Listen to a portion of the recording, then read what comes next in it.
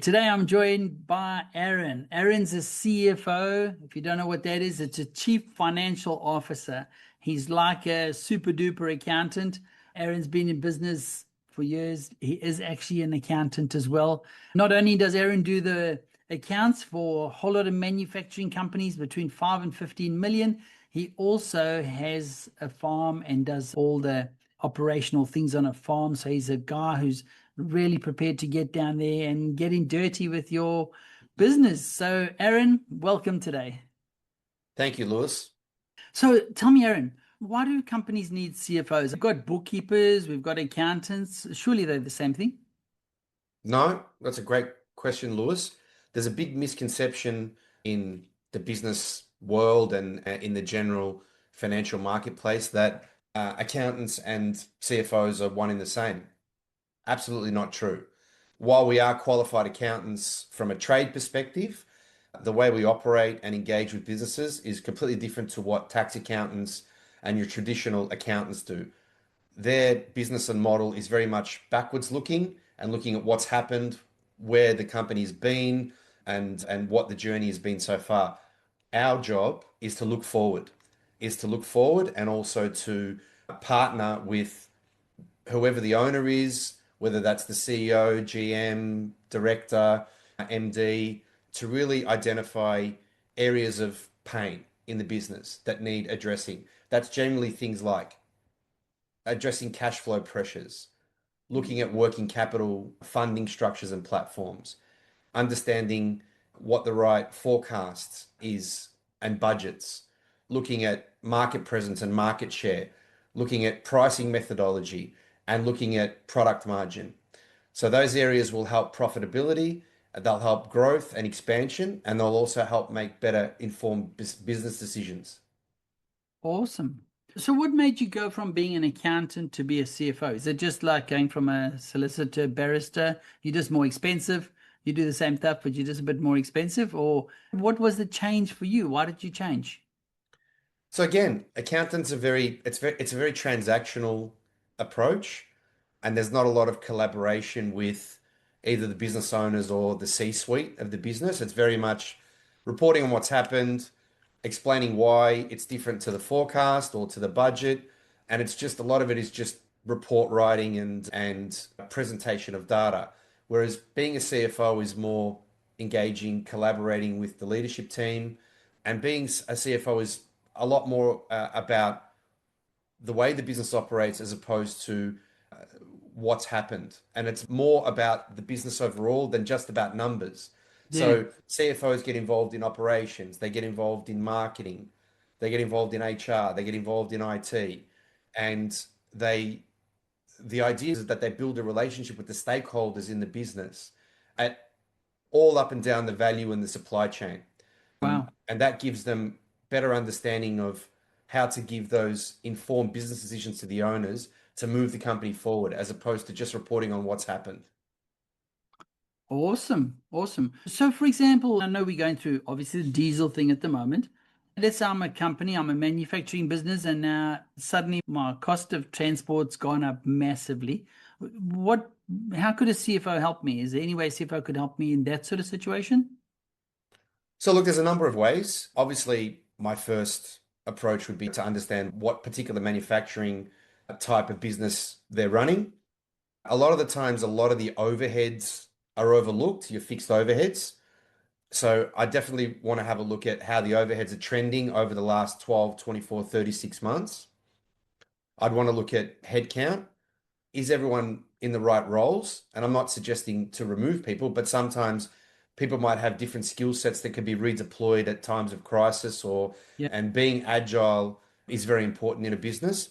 But in particular, the fuel that you mentioned, obviously there's a few sort of clever areas that you can look at. One would be negotiating maybe longer payment terms with fuel companies that you're dealing with to Okay. try to, even though you might not necessarily be able to get the cost down, but you might be able to expand the payment terms.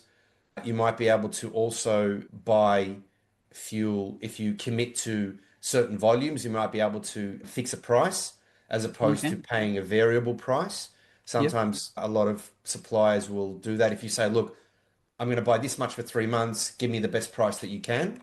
Yeah. That's generally another area that can focus. And then also looking at the volumes of how they manufacture. Do they run one shift, two shift, three shifts? Can they consolidate their manufacturing into fewer shifts? So that means they're not running as much fuel, they're not paying as much wages out, and are they able to keep up with the supply? And so there's some of the areas that I would look at working with the leadership team to try to workshop Okay. some solutions around those sort of crisis areas. Really cool. Really cool. So,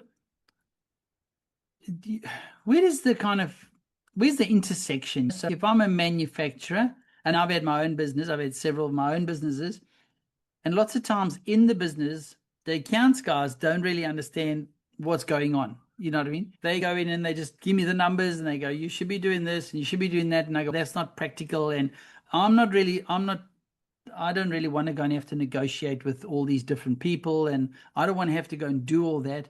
I just want somebody that can actually look at it for me, say, this is what you should do, and really understand what I do. Mhm. So, how does that fit into what you're doing now?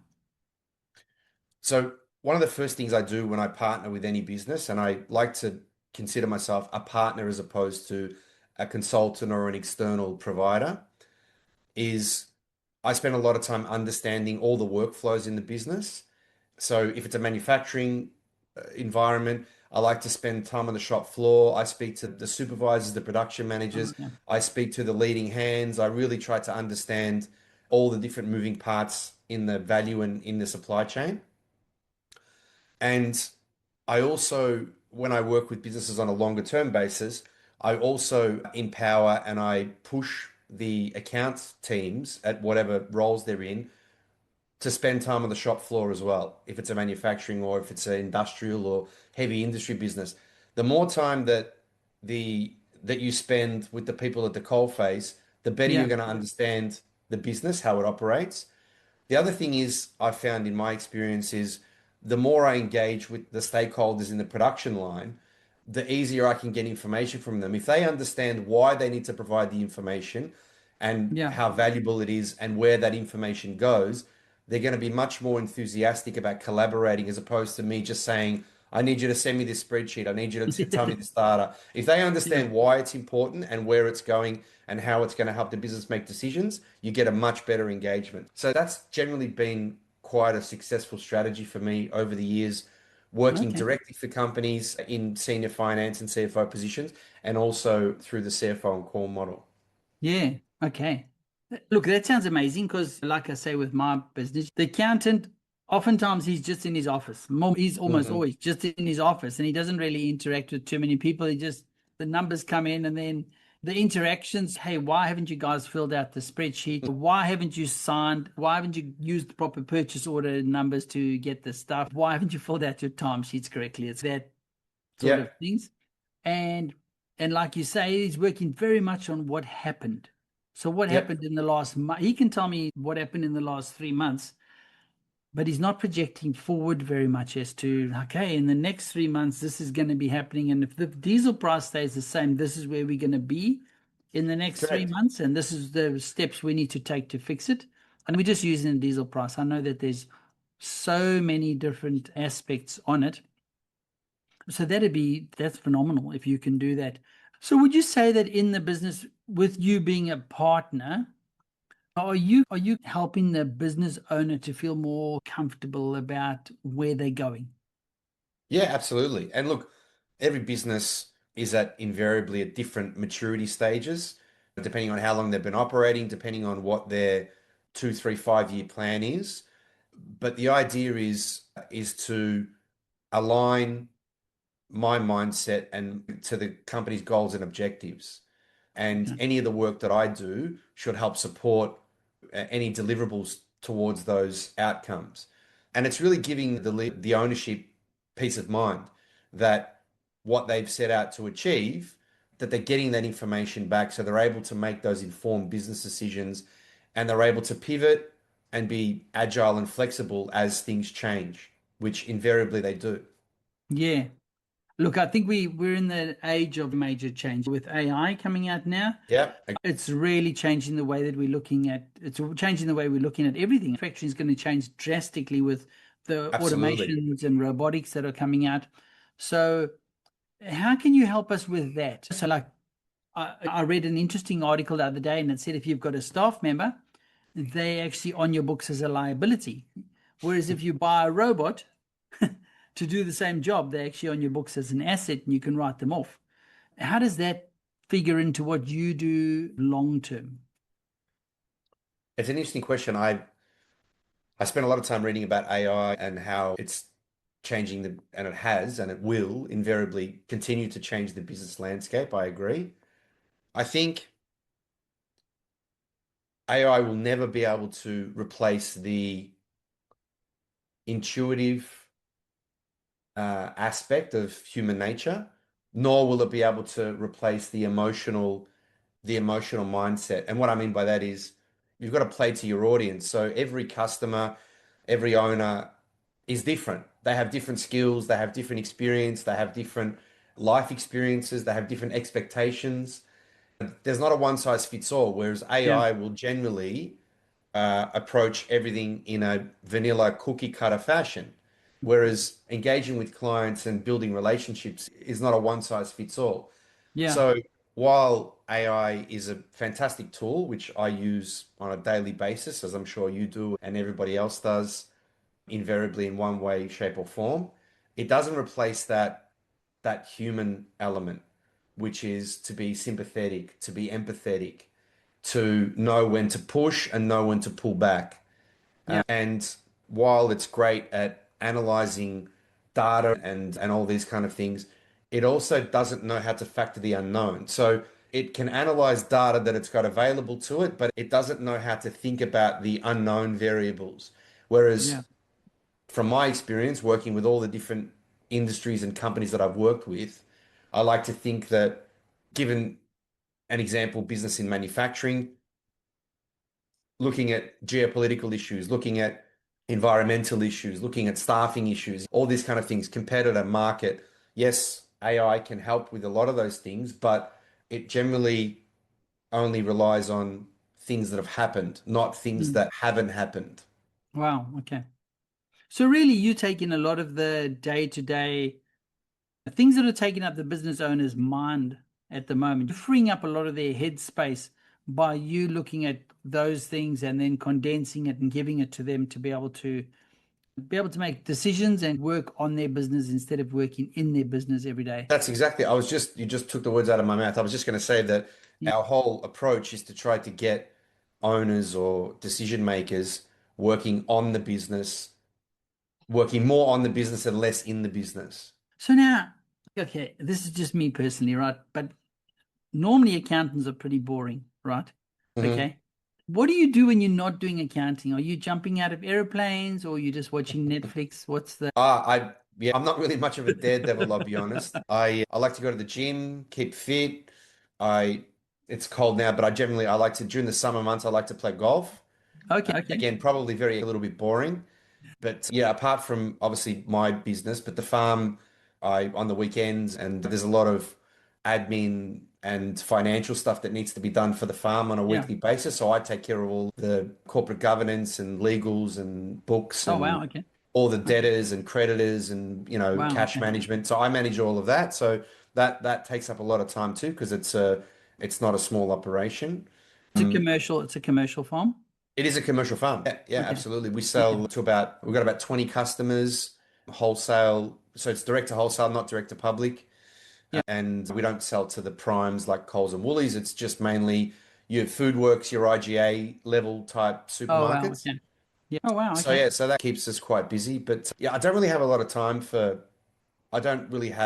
of hobbies, which is maybe a good and a bad thing because I'm not spending money on external things. But yeah, I love that you're not a big risk taker because most of us in business, we don't really want a risk taker giving us no, advice as to what we should. I've never been a big yeah, I've never really been a big risk taker at all, I would say. I've done a few questionable things when I was in my 20s, but most people who hasn't. But yeah, no, as I said, between the farm and the family and everything else, that kind of keeps me busy enough outside of Wow. my practice. Okay. So you're not just a CFO, you're running a business. You've got a business as well as helping other Correct. people with their Yeah, businesses. Okay. absolutely. Wow. Okay. All right. That's pretty amazing. You've learned all the skills on the ground. Yeah, pretty wild. So if somebody's wondering, okay, they're wondering, oh, I don't know, I'm struggling, I don't know what to do going forward. Maybe they just need a little bit of help. They just need somebody to have a quick chat to kind Yeah. of see if they're on the right direction. Is this something you could help them with? Yeah, absolutely. I'm not out there just chasing fees, right? That's not my MO. I like to try and work with different businesses. Obviously, we met through Edward's networking thing, Yeah. and so I spent quite a bit of time going through that. I'm looking at different business networking groups and opportunities as well. How would we reach out to you though? How, if I'm a business owner, I'm a manufacturer, I'm turning over between 5 and 15 million, and I'm kind of going, you know what, I just need to ask a couple of questions. Is it something I could just reach out to you and have a coffee with you and just, Yeah, the best way is just you can book a Calendly with me on LinkedIn or just shoot me a message on LinkedIn is the best way. And yeah, happy to meet up for a coffee and try and workshop some stuff with some people to help them. No problem. yeah. Aaron, this has been amazing. We'll definitely put all your details in the comments below. I will tell people you definitely need to reach out to Aaron. I've spoken to him a bit about different things in my business, and he's incredible. The foresight that he's got thinking about ahead is just really good. So if you're a manufacturing business, 5 to 15 million, he's the guy. Talk to him. He specializes in that area, and reach out, have a free coffee. What's it going to cost you? Nothing. No So problem at all. Happy to do it. awesome. Thank you so much, Aaron. Really enjoyed talking to you. Okay. Thanks, Lewis. See you, mate. Okay. Cheers.